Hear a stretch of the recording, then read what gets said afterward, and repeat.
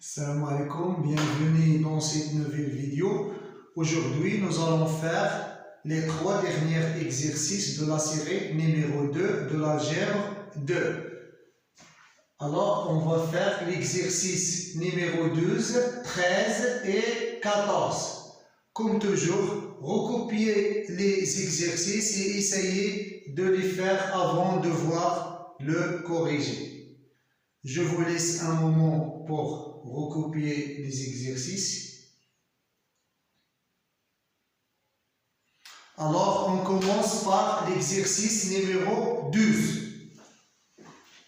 Alors, on commence par l'exercice 12. On montre que l'ensemble qui est égal à A plus BI, tel que A et B, ce sont deux éléments de qui, est un corps commutatif contenant Q. Alors, pour montrer que QI est un corps commutatif, premièrement, on doit montrer que QI est un anneau commutatif.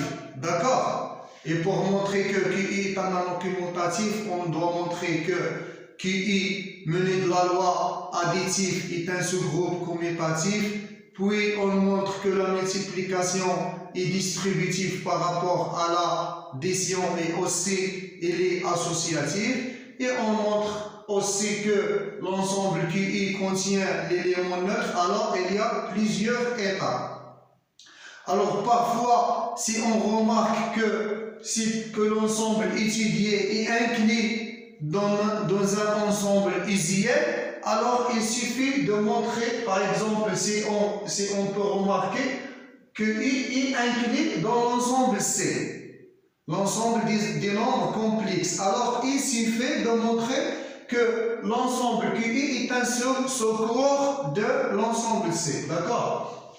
Alors, on sait que l'ensemble C, mené de la loi plus et phi, est un corps commutatif.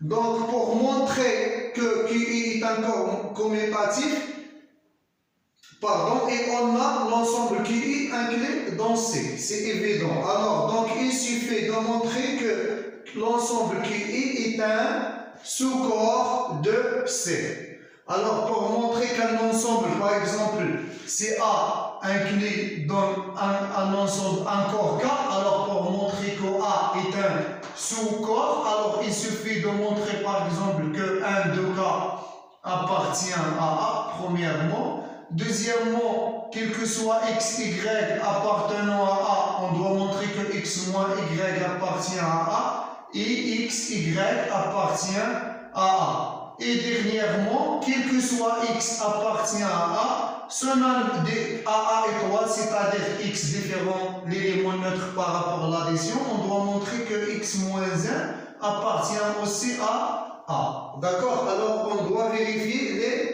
3 points. C'est ce qu'on va faire dans notre exercice. Alors, premièrement, on a 1 égale à 1 plus 0 fois i. Donc, il appartient à l'ensemble QE. D'accord? Deuxièmement, on prend deux éléments quelconques dans l'ensemble QE. Donc, il existe un couple AP-AB de l'ensemble Q carré et un couple A'B' de Q carré tel que x égale à A plus BI et y égale à y A' plus B'I. C'est-à-dire que x et y s'écrivent sur cette forme. D'accord? Alors, premièrement, x moins y, c'est A moins A' plus B moins B' fois I. Donc, cet élément appartient à I, cet élément appartient à Q, et B moins I appartient à Q, donc il s'écrit sur cette forme, donc appartient à l'ensemble QE. Alors, maintenant, on fait la multiplication x fois y, A plus B fois A' plus B'I. Alors, on fait le développement, c'est facile, donc c'est A fois A' plus BI fois B'I, c'est moins B'I, plus A fois B'I, A B'I, plus B'I. Donc c'est facile. On a encore cet élément appartient à Q et aussi cet élément appartient à qui? Donc il s'écrit cette forme, donc il appartient à QI. On a montré premier point et on a montré deuxième point, il y a deux conditions, x moins y appartient à A, on a montré, x fois y appartient à A, on a l'a montré. Il ne reste que montrer que quel que soit x appartient à l'ensemble A qui est inclus dans K, son inverse appartient à A. Donc on prend soit x, un élément quelconque et qui est égal à A plus B appartient à qui étoile, c'est-à-dire que x différent l'élément nul ou bien l'élément neutre par rapport à l'addition. Alors si x différent 0, c'est-à-dire que A différent 0 et aussi B différent de 0. D'accord? Alors on a l'inverse de x, donc C est 1 sur x. Pourquoi? Parce que C est un corps. X différent l'élément neutre, donc son inverse dans C, il existe toujours. Donc on doit montrer que 1 sur x appartient aussi à QI. D'accord? Alors x moins 1, l'inverse de x égale à 1 sur x égale à 1 sur A plus B. On multiplie par le conjugué. Alors on trouve que c'est A plus B est facteur A, alors je multiplie ici par A moins BI et aussi ici par A moins BI. Alors A plus B est facteur A moins BI, on trouve que c'est A au carré plus B au carré, A moins BI. Donc je sépare, c'est A sur A au carré plus B carré, moins B sur A au carré plus B au carré I. On a toujours cet élément appartient à qui? Et cet élément appartient à qui? Donc, il s'écrit cette forme, donc, il appartient à QI, d'où l'inverse de x, il appartient aussi à QI, donc on peut conclure que l'ensemble QI est un sous-corps commutatif. Pourquoi commutatif? Parce que l'ensemble C est un corps commutatif. D'accord? De plus, on a, quel que soit l'élément P appartient à qui, on peut écrire P sous la forme de P plus 0 fois I, qui appartient à QI. Donc, qui inclut dans QI, alors par suite, l'ensemble QI est un corps commutatif qui contient l'ensemble Q. On passe à l'exercice 13. Alors, pour l'exercice 13, soit A un anneau commutatif fini, d'accord? Alors, n'oubliez pas que c'est un anneau commutatif fini. Alors, montrons que A est intègre équivalent que A est un corps, d'accord? Alors, on va faire une petite rappel avant de montrer l'exercice. Alors, A est un anneau quelconque. Si x, un élément de A, est inversible, alors x n'est pas diviseur de 0. Et la réciproque est fausse. D'accord? Si on a un élément x de l'anneau A est inversible, alors automatiquement, il n'est pas diviseur de 0. Mais si on a un élément x qui n'est pas diviseur de 0, alors on ne peut pas dire que x est inversible. Alors on n'a pas l'équivalence. Peut-être on aura, ou bien on trouve des éléments qui ne sont pas des diviseurs de 0, mais aussi ils ne sont pas inversibles. D'accord? Alors, on aura l'équivalence si l'anneau A est fini. Alors, si l'anneau A est fini, on trouve l'équivalence. Alors, si x est un élément inversible, alors cela équivalent que x n'est pas diviseur de 0. Alors, dans ce cas, si x n'est pas diviseur de 0, on peut dire que x est inversible. D'accord? Alors, on a l'anneau A est fini. Alors, si on suppose que A est intègre, alors A, c'est-à-dire que A ne possède aucun diviseur de 0, alors tous les éléments sauf 0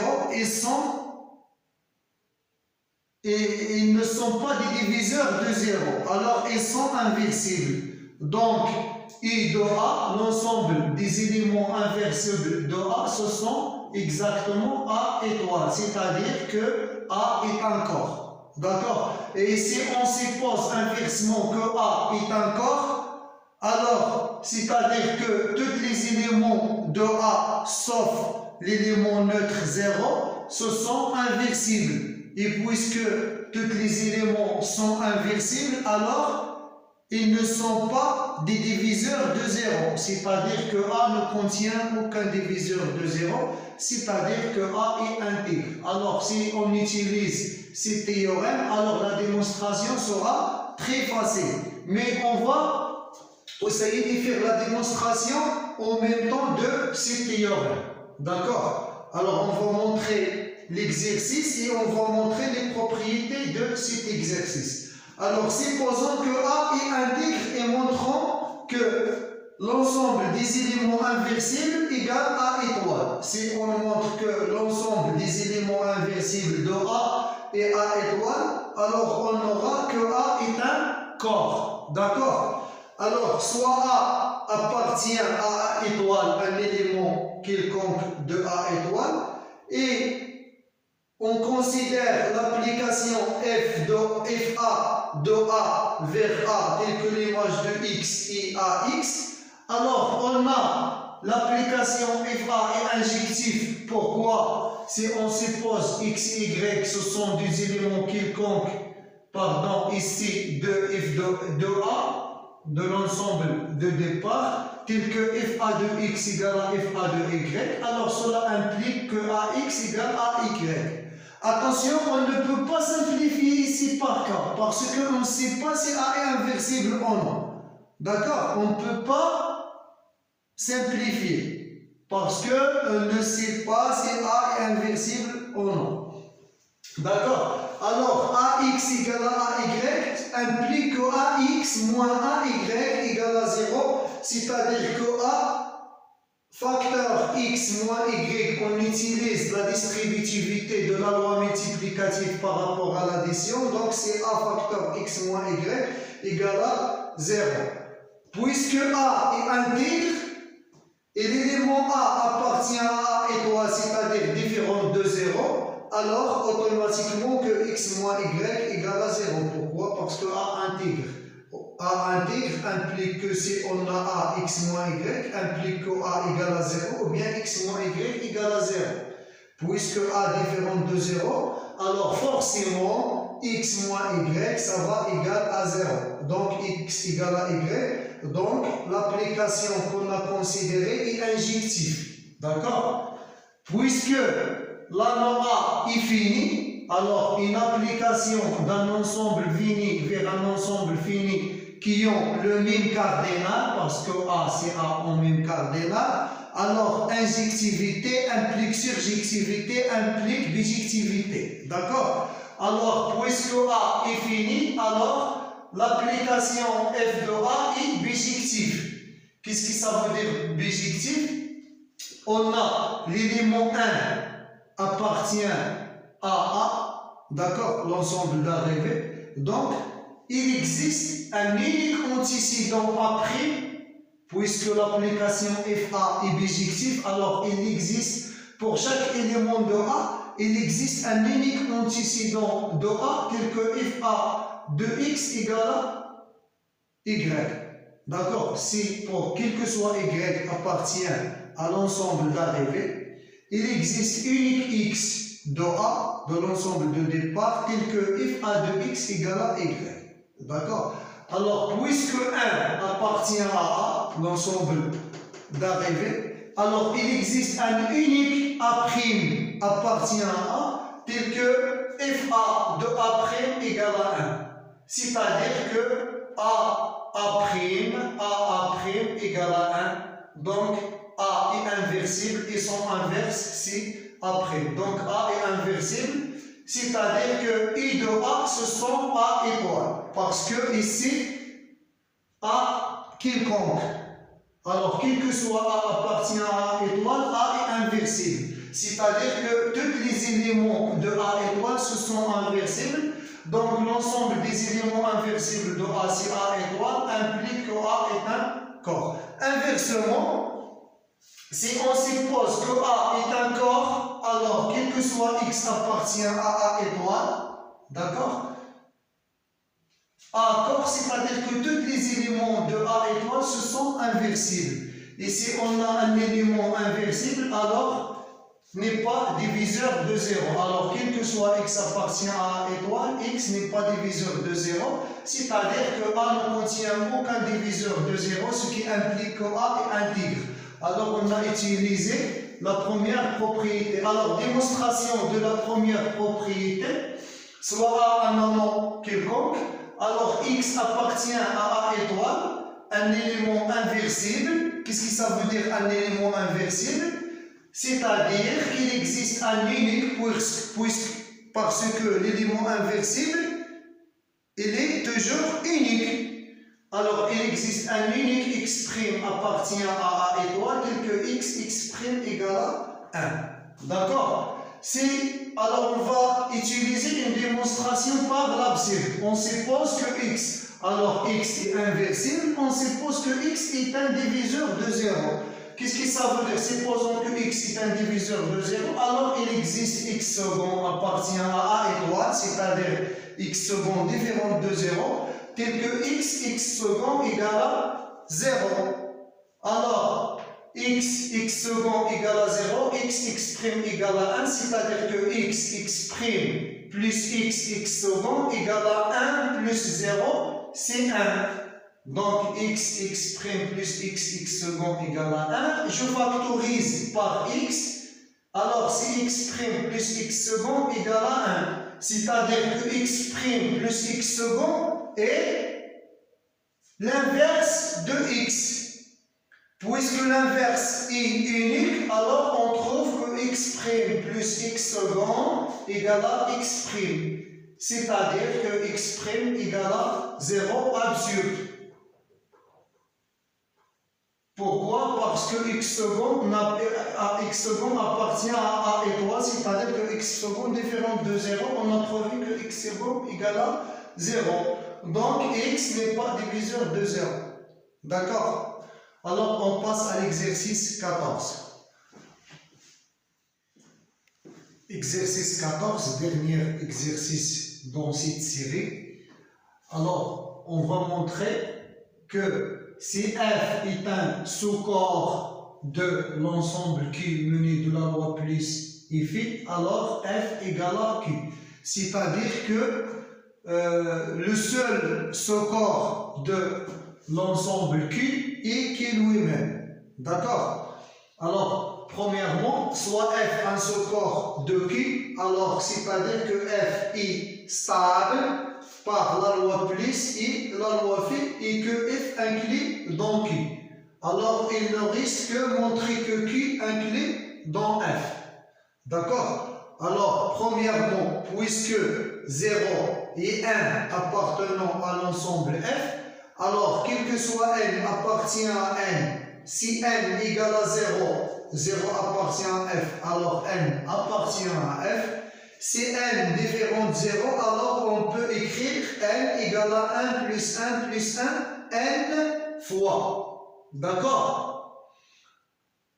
Et puisque on a dit que f est stable par la loi plus, c'est-à-dire que 1 plus 1 appartient à f, plus 1 appartient à f, c'est-à-dire que 1 plus 1 plus 1 appartient à f. Cela implique que quel que soit n appartient à n inclut dans f. D'accord? Parce que quel que soit n appartient à n, on a trouvé que n appartient à f. D'accord? Alors, premièrement, on a trouvé que l'ensemble n appartient à f. Puisque f mené de la loi plus est un sous-groupe de l'ensemble Q+, parce que c'est un sous-corps, alors forcément f mené de la loi plus est un sous-groupe. Donc, quel que soit l'élément n appartient à n, son inverse, il appartient à f. Pourquoi? Parce que quel que soit l'élément n appartient à n, n inclut dans f. Donc n appartient à F, F sous-groupe, alors son opposé appartient aussi à F, moins N appartient à F. Qu'est-ce que ça veut dire ça? Ça veut dire que l'ensemble Z inclut dans F. Alors, les éléments de N et leur opposé sont dans F, c'est-à-dire que Z inclut dans F. D'accord? Puisque F est un sous-corps de Q, alors quel que soit X appartient à F étoile, c'est-à-dire X différent de l'ensemble vide, son inverse, X moins 1, doit être appartient à F. Pourquoi? Parce que F est un sous-corps. Alors, tous les éléments sont inversibles. Donc, quel que soit P appartient à Z étoile, alors P sera un élément de F, c'est-à-dire que son inverse, 1 sur P, appartient à F. Quel que soit P appartient à Z étoile, 1 sur P appartient à F. Alors, d'où on a, quel que soit R appartient à l'ensemble Q, alors R s'écrit sous forme d'une quotient de deux éléments de Z. Alors, quel que soit R appartient à Q, il existe un couple PQ tel que P appartient à Z et Q appartient à Z étoile tel que R égale à P sur Q. Alors, tout élément de l'ensemble Q, il s'écrit sous forme d'une quotient tel que Q différent de 0. Alors, puisque on a 1 sur Q appartient à F parce que Q appartient à Z étoile, donc son inverse, il appartient à F. Et aussi, on a P appartient à Z, Z inclus dans F, donc P appartient à F.